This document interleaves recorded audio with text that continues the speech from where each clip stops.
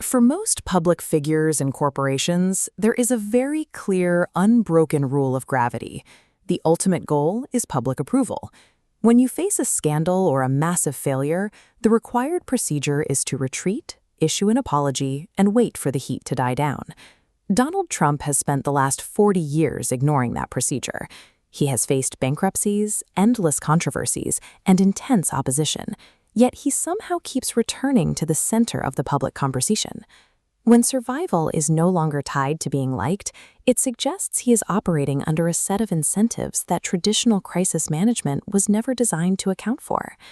The strategy here operates on a single, counterintuitive premise.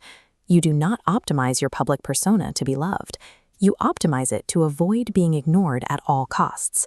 This behavior follows a distinct pattern, a calculated playbook that leverages human psychology to dominate the modern attention economy. In today's ecosystem, whether someone is cheering or attacking, the result is exactly the same. Attention itself is the true, measurable currency of power. The foundation of this playbook relies on building a personal brand that is entirely separate from any corporate entity. Companies can fail, industries can collapse, and markets will crash. A well-constructed name can survive all of them. Long before entering politics, Trump turned his name itself into a product. By licensing it to hotels, real estate, television shows, and books, the brand was manufactured to be omnipresent across industries. To make that brand travel efficiently through mass media, you need simple, highly contagious messaging. Detailed, complex explanations are forgotten. The human brain favors short, easy-to-repeat labels and clear slogans. Whether someone agrees with the message or not, those simple phrases act as high-speed delivery vehicles that lodge themselves in the audience's mind. The personal brand acts as the indestructible vehicle, and this simplified language is the high-octane fuel that allows it to spread faster than any intellectual critique. Controlling that attention means understanding a bizarre reality of modern media.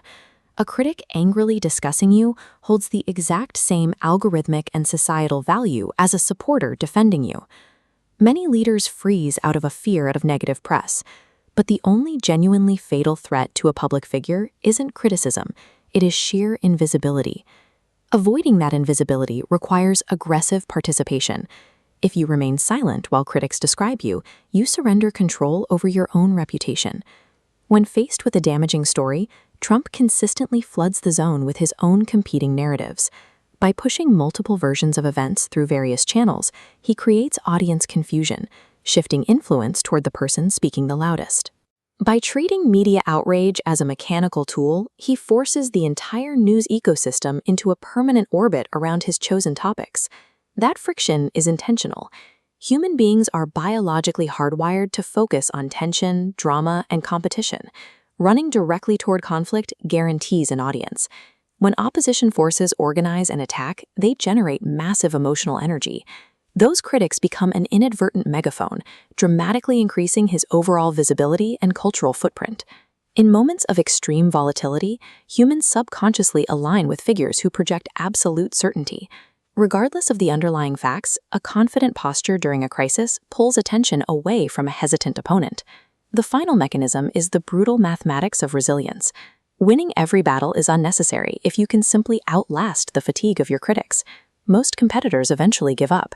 This explains why constant scandals fail to sink him. His specific approach is anti-fragile. He relies on the intense heat of conflict as the mechanism to maintain his grip on the public consciousness. This entire playbook operates as a closed loop. A bulletproof brand relies on simple language, commands attention through intentional conflict, projects absolute certainty under fire, and repeatedly refuses to retreat. It is an architecture perfectly designed to exploit the fast-paced algorithms of the modern digital landscape, which reward engagement and controversy over nuance. The daily news cycle operates like a machine. Those willing to execute these exact rules can hack that machine to guarantee endless coverage. This strategy extends far beyond one specific politician.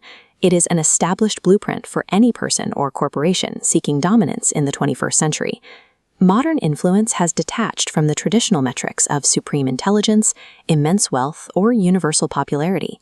In a landscape defined by noise, dominance belongs to whoever understands the mechanics of human attention and simply refuses to let us look away.